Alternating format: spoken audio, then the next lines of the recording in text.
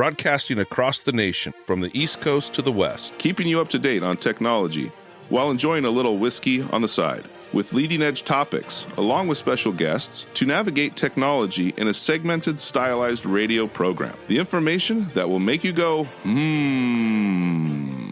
Pull up a seat, raise a glass with our hosts as we spend the next hour talking about technology for the common person. Welcome to Tech Time Radio with Nathan Mumm. Well, welcome to Tech Time with Nathan Mumm, the show that makes you go, Technology News of the Week, show for the everyday person talking about technology, broadcasting across the nation with insightful segments on subjects weeks ahead of the mainstream media. We welcome our radio audience of 35 million listeners to an hour of insightful technology news. I'm Nathan Mumm, your host and technologist with over 30 years of technology expertise. Today we're airing an Unplugged episode. This is an episode without the crew. Odie, Mike, and Mark would all love to be here today, but they are at home. See, we are moving our studios to a new location, and with this break, we let everybody have a little bit of time off, and we did get everything working, so I decided to jump on in here and create an Unplugged episode. Next week, though, everybody will be back, the full crew, including our gadgets and gear gal, Gwen Way, so make sure you come back and enjoy the episode in its standard format. Now, of course, we're live streaming our show on 4 of the most popular platforms, including YouTube, Twitch TV, Facebook, and LinkedIn. We encourage you to visit us online at techtimeradio.com and become a Patreon supporter at patreon.com/techtimeradio. This week's radio, we're going to be exploring some of the top stories, diving a bit more into this deep, big fake, which is known as DeepSeek, from China, the new touted AI that runs on just 4 hamster wheels and a Pentium processor from the 90s. Now, honestly, we're going to look at the overhyped AI that has made the markets fall with nothing behind it other than smoke and mirrors. But that's not all. We're going to take a look at some chat records that were compromised, a look back at the birth of Facebook, and of course, you can't forget our ongoing concerns about data privacy and security. Now, of course, our standard features include Mike's mesmerizing moment. He's not here today, so we're going to kind of pass that over. We will do our technology fail of the week, and of course, a Nathan Nugget. And then we're going to also have our 2 truths and a lie. We're going to be reading some of the latest headlines and seeing if you can pick out which one is true and which one is false. This should be a great time. I haven't done this for over about a year and a half. We are really excited to have moved our studio into a new location.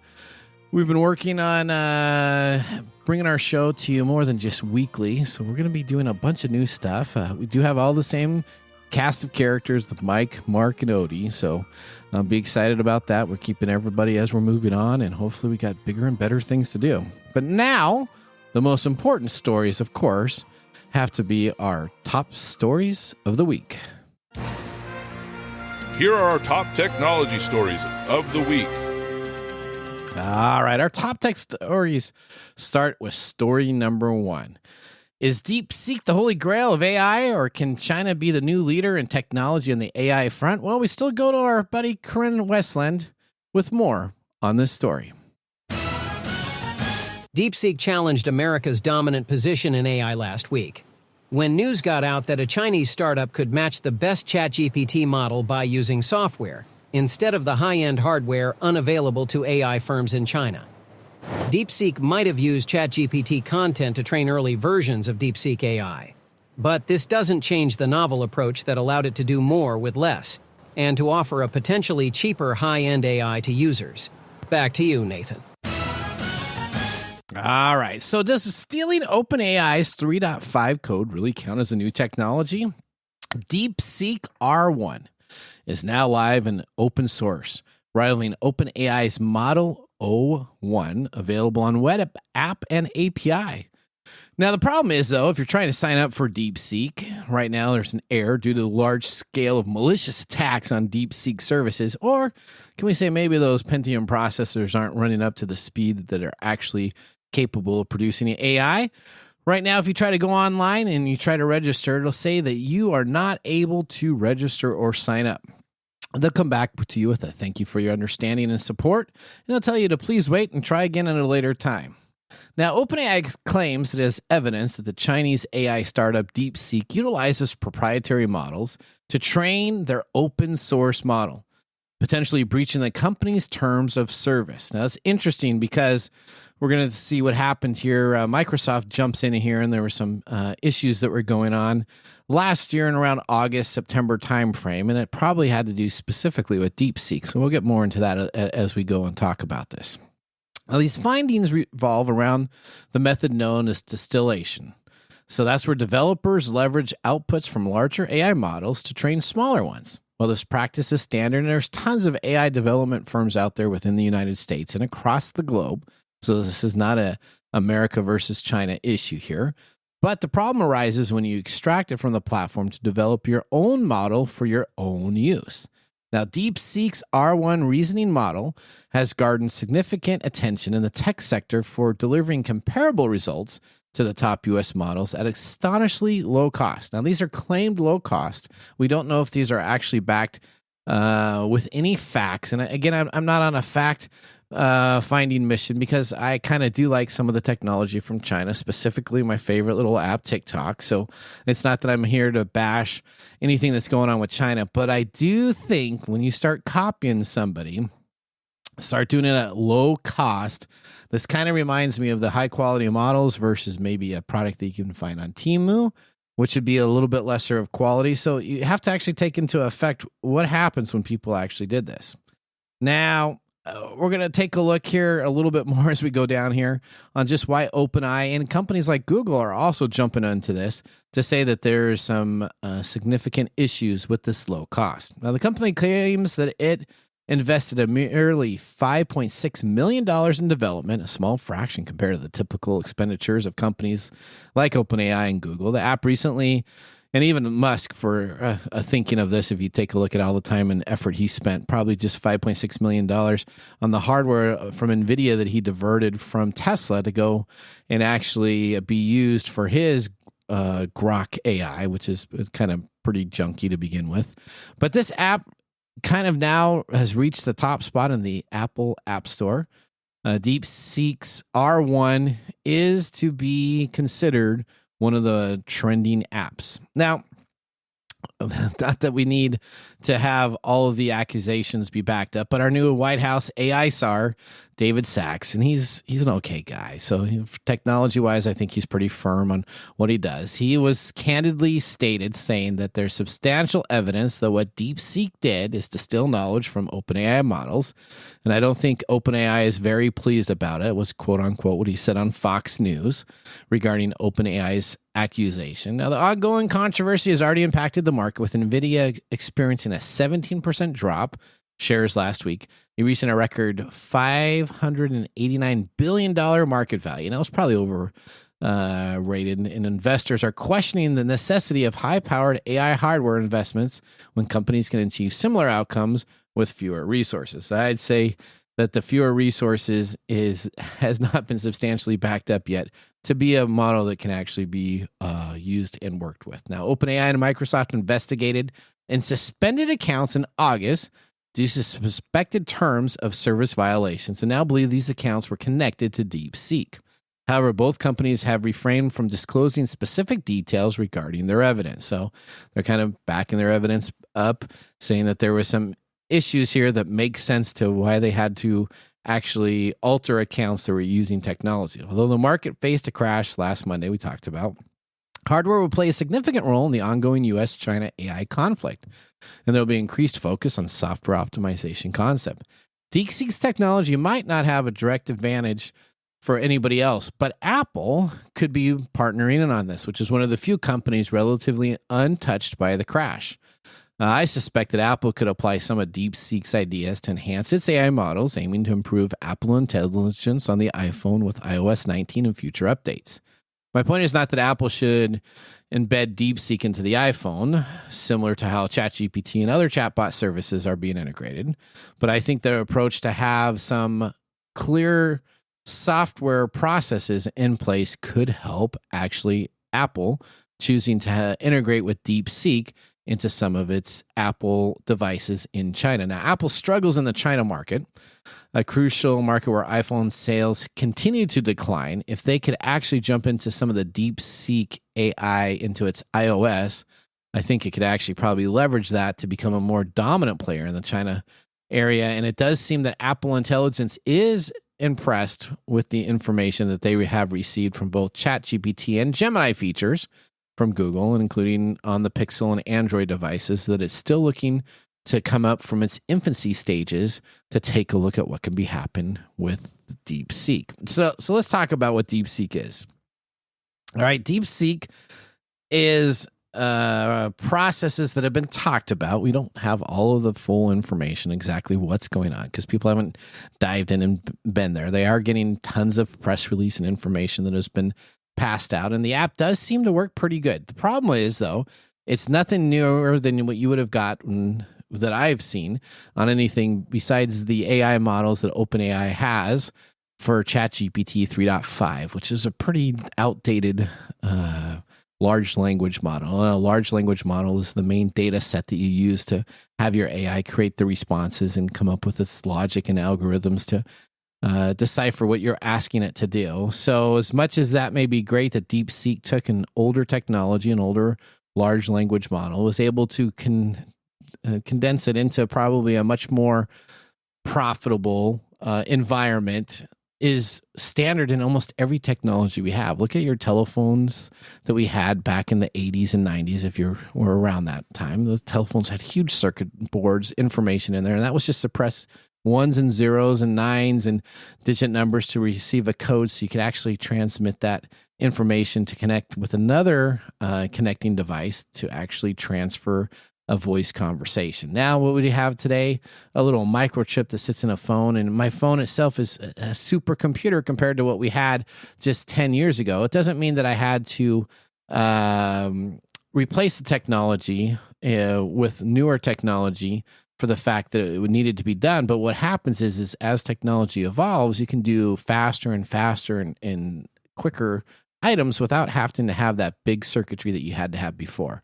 But that doesn't do anything on what happened on AT&T and Bell when they had to actually do the research into the technology of how to condense these items. So taking a software platform after someone has spent years and years developing a hardware platform to come up with what is available is kind of a normal process. So I don't know why people are going on this huge rampage for DeepSeek and that this is the next new app that's going to take over the world. It may be the next cheap app that you can get that's probably 5 or 6 years dated. Again, if you don't have a problem with outdated information or older information, then you know what? DeepSeek's going to be there for you at probably 1/8 of the price that you can pay for OpenAI or other devices. But for me, and for hopefully my clientele, we're going to want to stick with something that we know is cutting edge. And for that, I am still big component of OpenAI, and ChatGPT is my platform, including Microsoft Bing. All right, that's a little bit. Welcome to the kind of off the rails segments. We go a little bit longer on these technologies, probably get a little bit more deeper. So I apologize for any new listeners who may be listening to our Unplugged episode. This is what you get when you get once every 2 or 3 years an Unplugged episode. You get a lot more technology talk from Nathan. All right, let's go on to story number 2. Story number 2, Tesla is set to introduce a self-driving car service in Texas this June. According to Elon Musk, the rollout will initialize the Model Y and Model 3 vehicles, with the Cybercab expected to debut in 2027. All right, so we've been talking about Waymo. I'm sure everybody's seen the video for the Waymo that was out there, the car that kept on going around in circles and circles as the guy was trying to go to the airport and leave. Pretty sensational little video. The guy calls up customer services. I say, I need help. But Musk, you know, he's got to be in the news. If it's not today, it's got to be tomorrow. And if it's not tomorrow, it's the next day. So he decided that he's going to be rolling out, of course, his own Cybercab solution in 2027. Now, Musk indicated that by June, unsupervised Teslas, great, kind of like unsupervised kids, would be operating in Austin, although the deployment will be gradual. So everybody in Austin, when it comes July 4th, be careful out there because you're going to have all these unsupervised Teslas. Hopefully they don't run in circles and that everything is working well. But they're going to deployment will be gradual, he says. Last year, he had mentioned to investors a target launch in 2025 for the self-driving service in both California and Texas. And it appears that they're on track. During the fourth quarter earning calls, Musk confirmed that Austin would be the test market with self-driving capabilities expected to launch as early as June of 2025. Quote unquote, we're confident that we will begin unsupervised, fully autonomous driving in Austin, in June Musk stated. Our Fremont factory already has Teslas operating fully autonomously with no one inside, and we plan to implement that at our Texas facility soon. Tesla did not respond to questions or comments. Reports about Tesla collaborating with Austin for regulatory approval first emerged in December through emails obtained by Bloomberg. Although that had not been finalized, Austin as the launch site at the time. So either Musk's got that taken care of, or he's kind of just hoping that that's going to happen soon. Musk shared limited specifics, but noted that there are thousands of cars, quote unquote, operating around the Fremont factory fully autonomous.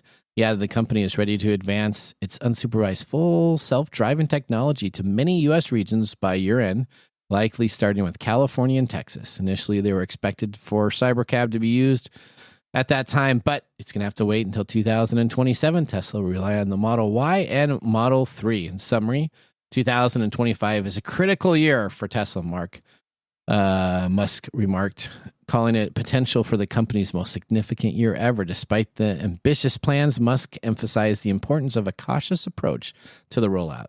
We intend to start gradually, ensuring everything is safe for the general public and passengers first, he expressed. Now, Tesla's cautious stance comes from the light of challenges faced by self-driving taxi services recently. Through statistics indicated self-driving vehicles are generally safer than human-operated. There's still been some notable incidents. California halted Cruise's driverless cars in 2023 due to safety issues, and the Waymo faced scrutiny in 2024 with two autonomous cars collided with a tow truck twice in one day. Musk explained that Tesla's AI will operate differently than the most autonomous systems, but not rely on high-precision local maps. Instead, it will utilize AI to analyze surroundings and make real-time decisions. Austin will act as a testing ground to ensure the vehicles drive effectively before expanding to other regions, with a broader launch anticipated soon after Austin is going well. All right, so what does people think about that? So we got Elon Musk out here. He's he's really busy now working at the White House occasionally when he's allowed in there. And then all of a sudden now he's going to have his autonomous AI cars. Now, I got some hope for this. I think Austin is an interesting area to be used as a testing ground. I don't know if that would be my first choice for this, but what I do think that we'll be interested in is that I do think in the next 5 or 6 years, we are going to have a whole service slew of autonomous AI-driven cars. So when you need to go to that local airport, there's not going to be the Uber driver. It's going to be the Uber version 2, where you get picked up. Someone comes on it there autonomously. You can throw your bags in there and boom, you drive to the airport. I just don't know in my local traffic how well that will work. So that AI better be on top of things, because if you're not willing to take a little bit of a risk here on I-5 to get into Seattle past the SeaTac area to go on our major international airport, then you're going to be waiting for hours and hours and hours. All right, well, moving on. Let's take a look at story number 3. This is our last story. This comes to me with a little bit of a sigh and a little bit of grin at the same time. Mexico requests Google Maps to retain the name the Gulf of Mexico. So I'm sure everybody's heard by now that our new president has wanted to rename the Gulf of Mexico to the Gulf of America. But Mexico's president, Claudia Sheinbaum, has sent a letter to Google urging the company to reconsider its decision that it did to rename the Gulf of Mexico. In the first week in the office, U.S. President Donald Trump signed an executive order to mandate that the body of water bordering the U.S., Cuba, and Mexico be referred to now as the Gulf of America. The new name will only be visible to users in the U.S., so he actually got this changed. As a president, when you decide to create an executive order and name stuff, I guess if you're a software company in that country, you're probably going to want to do that also. Now, it will remain globally the Gulf of Mexico to maintain its historical name, which has been used for centuries. However, Mexico contends that the U.S. cannot legally alter the Gulf's name, since the United Nations Convention on the Law of the Sea stipulates that the country's sovereign territory extends only 12 nautical miles from its coastline. Google has yet to respond to requests for comments. On Monday, though, however, the company stated that we have a long-lasting practice of applying name changes when they're updated in official government sources. It has also revert Mount Denali to Mount McKinley in the U.S., adhering to another one of Trump's orders. When official names differ between countries, map users will see the respective local name that has been added. Claims the Gulf of America is being used by the staff within the White House. Trump issued the executive order to rename it from the Gulf of Mexico.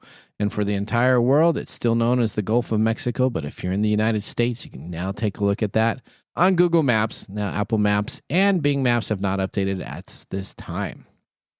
Well, that ends our top technology stories of the week. Moving on, we have 2 truths and a lie. You're listening to Tech Time with Nathan Mum. See you after this commercial break. Looking for custom glass solutions for your next commercial project? Hartung Glass Industries is your trusted partner in custom glass fabrication. For over 100 years, Hartung has delivered proven manufacturing expertise, comprehensive product offerings, and dependable service and quality. From energy-efficient facades to custom shower doors, we create glass solutions tailored to your project needs. With 8 facilities across the U.S. and Canada, we combine national expertise with a local touch-ensuring faster service and unparalleled customer care. Hartung Glass Industries, where quality meets innovation. Visit hartungglass.com to learn more.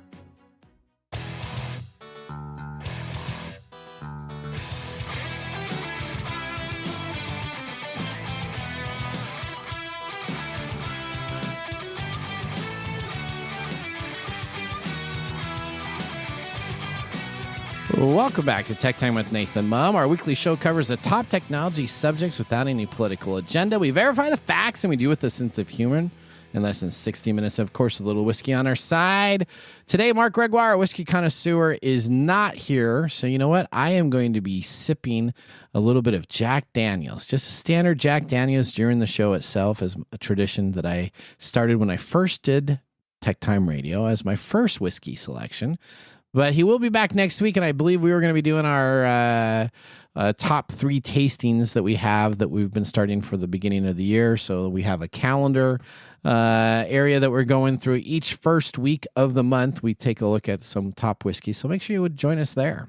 Now, as we return, I'm going to go through 3 stories. I'm going to read you the headlines and brief information of this, and 2 of these are going to be truthful, and 1 is going to be a lie. Do you know which one it is? And now we have 2 truths and a lie. All right. Our 2 truths and a lie. How we do this is normally we have 2 or 3 other people in the studio. I normally compete with Mike and Mark, and I kind of go through and I read them subjects that are very interesting in the top news technology, and they say if it's actually true or false, and they're trying to see how I read them and what am I stuttering on and what am I doing here and what am I doing there. But we're going to take a couple stories here. I'm going to give the headlines from them. You're going to kind of see if that's actually what's going on or is not going on, and we're going to have you actually play with it at home. Now, these are all being taken from top websites. So these are stories that are actually standard geek areas that are there. So number 1, we're going to be talking about story number 1 here. This can you see uncensored versions of DeepSeek through Perplexity? All right. So if you've been considering trying DeepSeek, the host's new AI app from China, but putting off concerns about privacy and censorship, you'll be interested to know that there's a new tweaked version of DeepSeek R1 model available inside Perplexity. Perplexity is a long-giving user choice of in-house and third-party AIs for answering prompts. The DeepSeek R1 is the latest technology we talks about. Perplexity co-founder Arvind Servin has promised the censorship guardrails have been taken off. So yes, you can ask about Tiananmen Square and anything associated that you wanted within the United States or out. Now, DeepSeek has an option inside of Perplexity that can be used today. So is that a story that is true or false? Has somebody input DeepSeek AI into their app itself? All right. Okay, Microsoft 365 is raising prices and ditching its free VPN. Story number 2. All right, is this true or false? Paying more and getting seamlessly standard operating procedures these days. Certainly, that's what Microsoft 365, the fancy name for Microsoft Office users, have been about to experience. This service includes VPN is being dropped as of February 28th. According to a support note on the Microsoft site, the company routinely evaluates the uses of effectiveness for their features and decided VPN is no longer a necessary part of the Microsoft 365 service. As VPNs go, it was only okay. The truth is, Microsoft VPN came with 50 gigabyte monthly data limits, didn't allow you to trick your browser into thinking you were elsewhere in the world. So it was a free VPN that came with your service, and it's now going to be dropped. But if you want to continue with a 365 subscription price hike, you can pay $3 more per month, roughly a 43% increase, to get additional services that could still be used with any other VPN service. All right, and story number 3. Apple Music has an amazing deal for new users right now. There's a lot of music streaming services to choose from right now. Many of them subscribe to Spotify or Apple Music. Or myself, I use Amazon Music service. It's about $100 a year, but I find it to be pretty entertaining, as most of the songs and stations I want. But if you still are like others, you use YouTube Music, Amazon Music, or Tidal. Those are all pros and cons, but the price is the most important factor to you. It's a good time to check out Apple's offering. Apple Music usually costs $10.99 for individual users, $16.99 for family, and $5.99 for students. But you are now eligible for new subscribers only 6 months of Apple Music for $1.99. That's not $1. That's $1.99, less than a coffee. Just think of the total available for you. All right, so those are the 3 stories. So I got Apple Music, of course, only has a new subscriber deal for $1.99 as a story that was available there.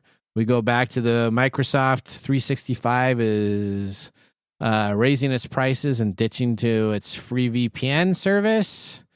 And story number 1 was regarding the integration of DeepSeek into a third-party app. So if you're playing at home and you guessed that number 1, DeepSeek is being pushed into a third-party app, that would be a truth. If you're looking for story number 2 was regarding Microsoft 365 raising its prices and ditching its free VPN. That is true also. And so story number 3, the Apple services that are going to be coming on out are going to be reduced for the first 6 months, but it's going to be at $2.99 instead of the $1.99 price tag I stated. And that's the way we play 2 truths and a lie. I appreciate you for playing that. We're going to head right out to our second commercial break. When we come on back, we're going to be talking about our This Week in Technology. So now would be a great time to enjoy a little whiskey on the side, as I'm going to be doing so during the break. We'll see you after this. Hey, Mike. Yeah, what's up? Hey, so you know what? We need people to start liking our social media pages. If you like our show, if you really like us, we could use your support on patreon.com. Or is it Patreon? I think it's Patreon. Okay, Patreon. If you really like us, you can. And you say I'm the English guy? Patreon.com. I butcher the English language?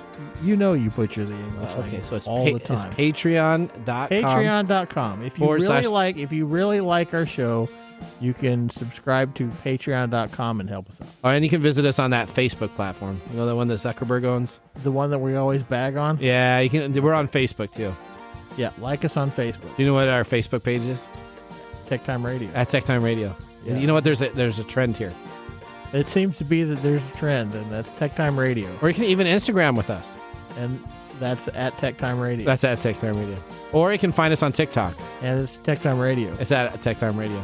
Like and subscribe to our social media. Like us today. We need you to like us. Like us and subscribe. That's it? That's it. That's that simple.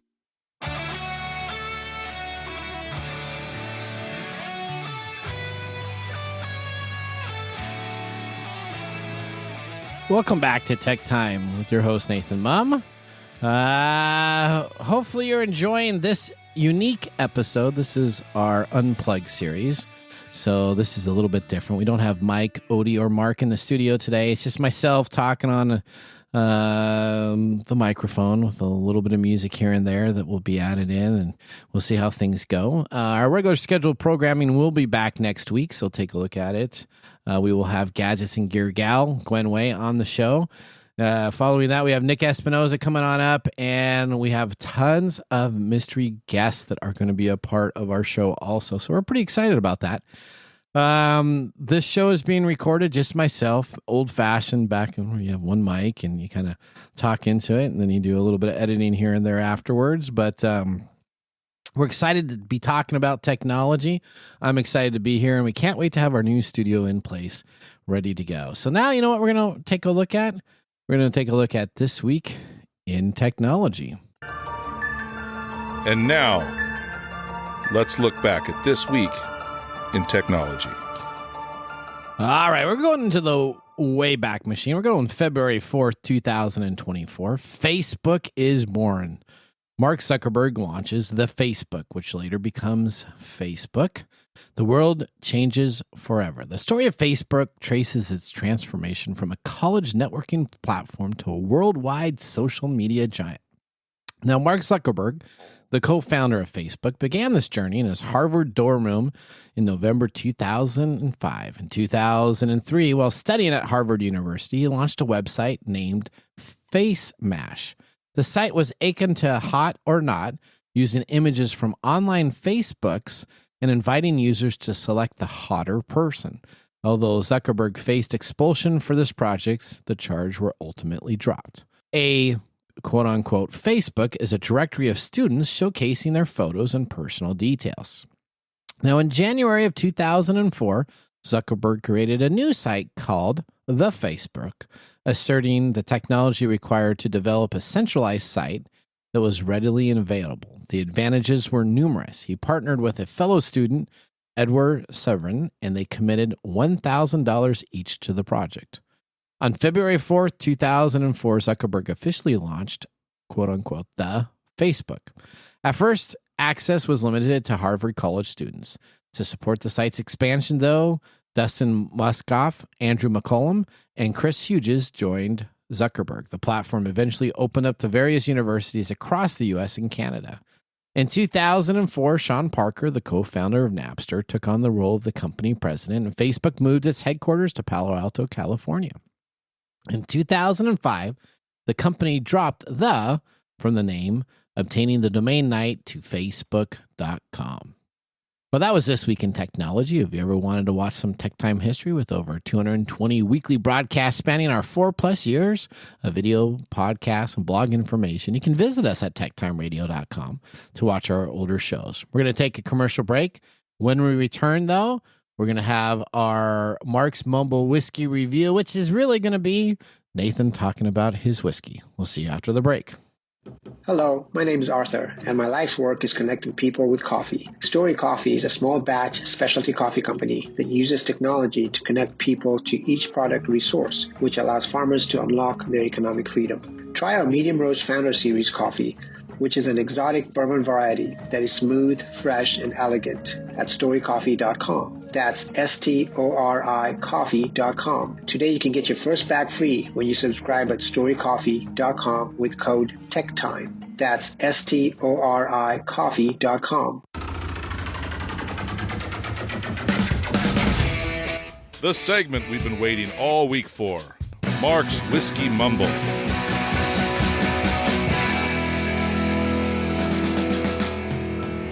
All right. Well, this is not Mark's Whiskey Mumble. This is Nathan talking about what he is drinking. He is drinking a simple Jack Daniel's, distilled from the Jack Daniel Company from Tennessee whiskey, produced by the Jack Daniel Distillery in Lynchburg, Tennessee, which is owned by the Brown-Forman Corporation since 1956.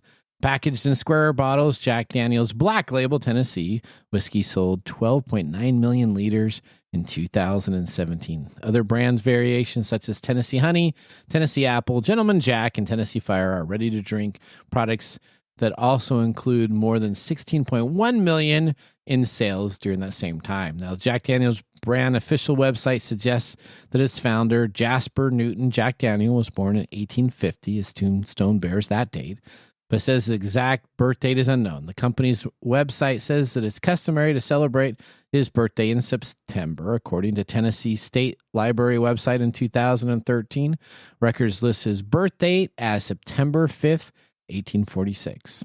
So, Jack Daniels, very traditional. You'll see this anywhere. Little Jack Daniels and Coke goes really well. Little Jack Daniels and lemonade goes really well. This was kind of the standard that I use. Produced now with the lower end green label at 80 proof is what I enjoy most of the time. But I do get the black label, which is 90 proof. So, you know what? Whiskey connoisseurs that are listening to today's show, you're going to be very disappointed to know that Nathan, your radio host, enjoys just a simple Jack Daniels. All right. Well, you know what? Nothing like having a little whiskey pairing with technology, right? And we always make a comparison. So I'm going to compare this show to like puppets in the Muppet Show. You can't have the Muppet Show without Kermit the Frog or Fozzie Bear, some of the greatest puppets and puppeteers known for their technology. But now let's prepare for our technology fail of the week, brought to you by Elite Executive Services technology experts to help you out of a technology fail. We are out of time. Congratulations, you're a failure. Oh, I failed, did I? Yes. Did I? Yes. Did I? Yes. All right, we're going to be talking our technology fail. Well, we're going right over to DeepSeek. This episode is DeepSeek centric. So DeepSeek exposes a database with over 1 million chat records. So this is what happens when you are a software company that is borrowing or stealing other people's information. When you go and steal it, you need to make sure on the open source that if you're going to use information, you secure it. But you know what? DeepSeek, the Chinese AI startup, may be really good for coming up with AI models, but their security systems are flawed. Now, DeepSeek, the China AI startup known for DeepSeek R1 LLM model, is publicly exposed to database containing sensitive user and operational information. The unsecured ClickHouse instance reported held over 1 million log entries containing user chat histories in plain text form, API keys, backend details, and operational metadata. Wiz Research discovered this exposure during the security assessment of DeepSeek's external infrastructure. The security firm found 2 publicly accessible database instances authorized to call back DeepSeek port 900 and DeepSeek port 900 for DeepSeek.com that allowed arbitrary SQL queries via the web interface without requiring authentication to go into their backend models. So, if you're going to be using DeepSeek, the Chinese AI startup company, understand that anything that you may do chat-wise, any queries you may put in, all that information could be available for other hackers to take a look and see what your username, account are, back information, details, API keys, and know everything you're searching on. Wouldn't that be great if OpenAI decided to release all of their search algorithms that people have put into their AI searches and decide to publicly expose those for each user's name and information? Probably not. That's why you should probably stick with an AI service that is in the United States. All right, we're going to head out to our last commercial break. When we return, we have a Nathan Nugget, and we're going to have our pick of the day, which you guys already heard about, so don't worry about that. But if you do have some whiskey or a pop or a soda or anything you'd like to raise a glass to, why don't you do that while you listen to this commercial break? We'll see you after this. How to See a Man About a Dog. It combines darkly comic short stories, powerful poems, and pulp fiction prose to create a heartbreaking and hilarious journey readers will not soon forget. Read How to See a Man About a Dog, collected writings, for free with Kindle Unlimited. Ebook available on Kindle, print copies available on Amazon the Bookpository, and more.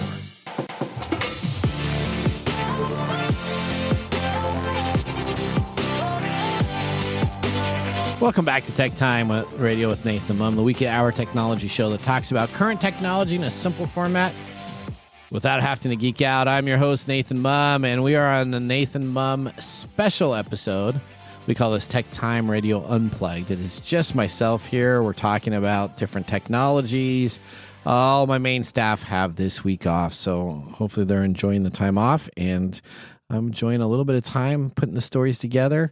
One of the big things that I really enjoy about doing the radio show is all the research and information that I get to do for the shows each week. So I love learning about new technology, and I used to do this many hours and many times across different platforms and different jobs that I've had within the United States. And what I really enjoy is spending the time to do the research of stories that break on headlines and actually see if that information is valid or if it's not valid, or what information is important for the industry, and then try to get some of those sub-stories that are a little bit smaller out there that people might not hear about, so we can talk about them instead of the attention-grabbing areas.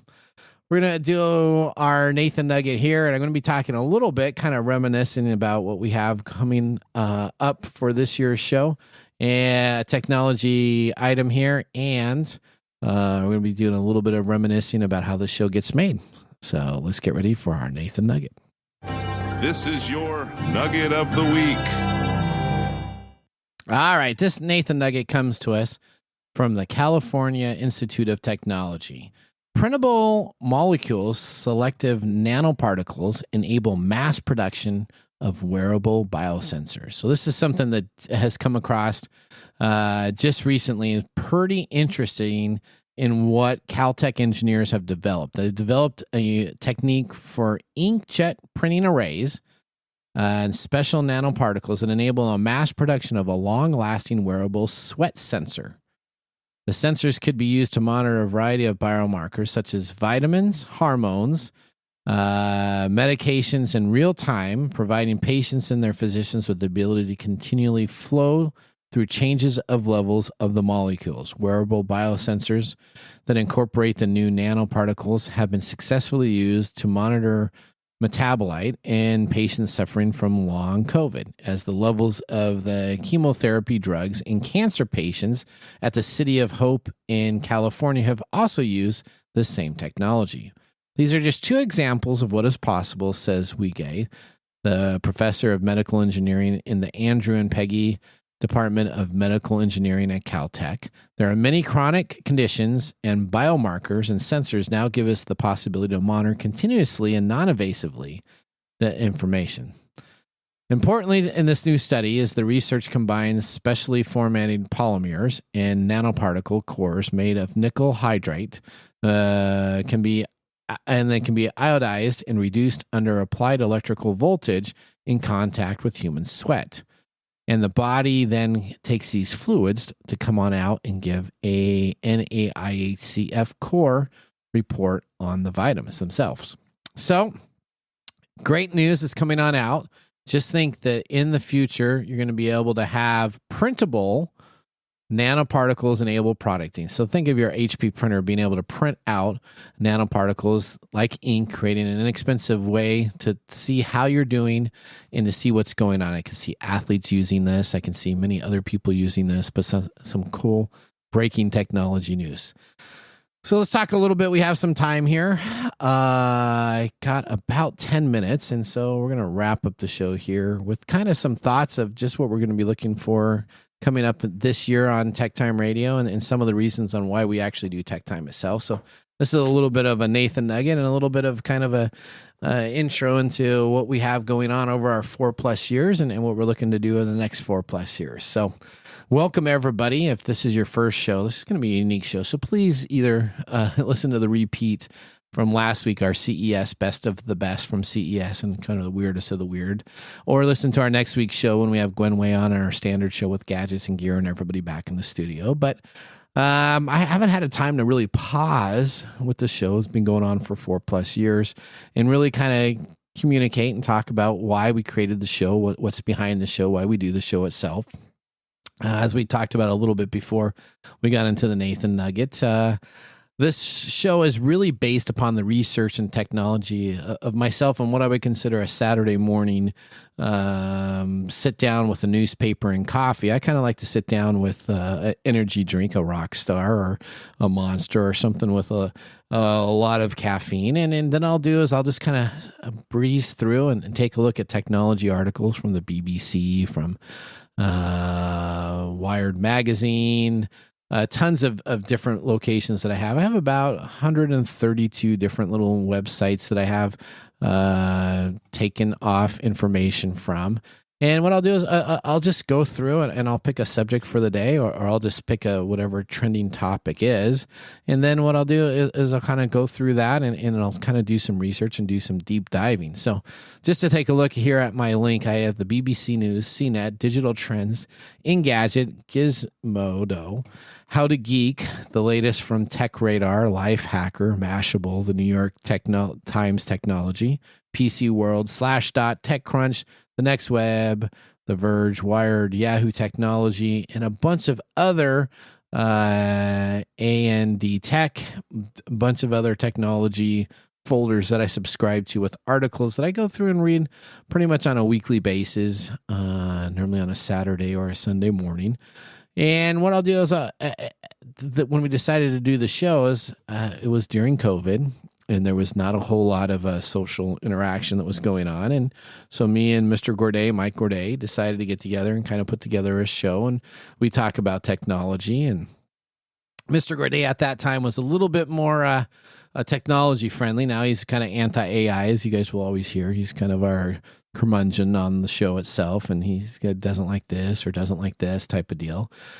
We started with an engineer at our radio station. His name was David, and David was a pretty funny guy. And didn't really know how technology worked very well, but he would try to run our board, and most of the time it would work, and every once in a while it wouldn't work.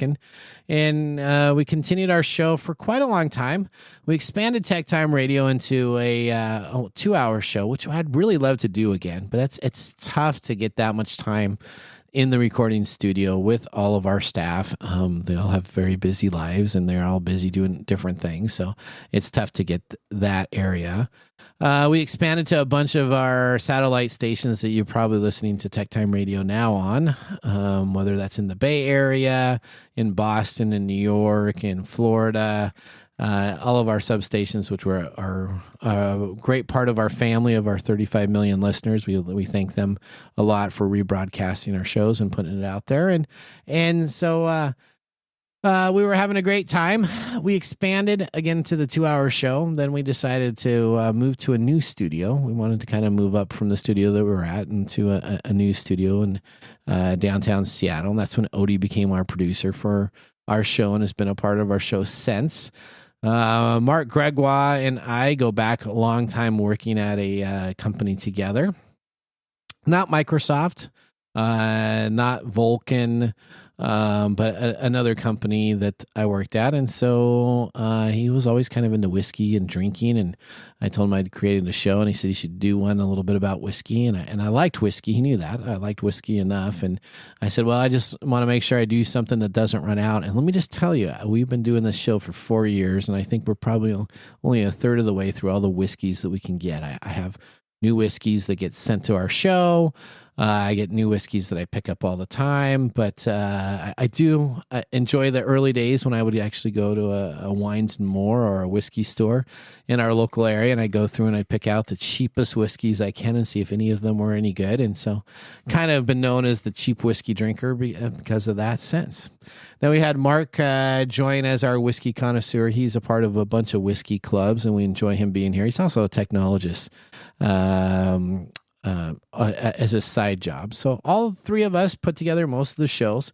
Gwen Way, you'll see as our gadgets and gear gal next week on the show. She's a producer with their show too. Has been a part of our long-term show. And the idea was to create a show that did not come to you from the political right wing or the political left wing. did not put politics into most of the information that they have. If I report something that Biden did, or if I reported something that Trump did, it's just the information on the technology side of what's going on, so you're aware of that.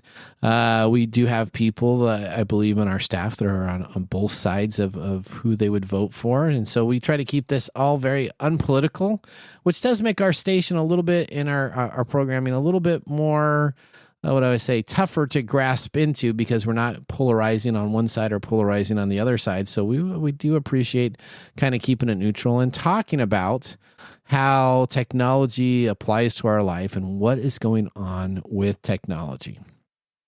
Well, our upcoming year, this year, we have a new studio. So we are going to be moving into producing a lot more content. We're going to be looking at producing content that will be a lot of offline, myself doing this in itself. And then there'll be a lot of online stuff where there will be us doing our standard streams. We have moved into a newer studio that was all just rebuilt specifically for us to move into. Sound is fantastic. It's dead, so we can yell as much as we want, and we're not going to hear anything of what's going on. And what we plan to do is bring you continuing guests, continuing returning individuals such as Nick Espinoza and James Riddle, and hopefully we get Phil Hennessy back here on our show coming up here soon. And then we're going to bring in a bunch of new guests that will be talking about technology. We like that the new guests come. Some people really enjoy them. Sometimes not as much. Sometimes it's a little bit more difficult to work with, because when you have a new guest that's coming on in, they don't know our radio audience, and normally they're trying to push something or sell something. So we always want to talk with them about their technology versus what they're trying to sell.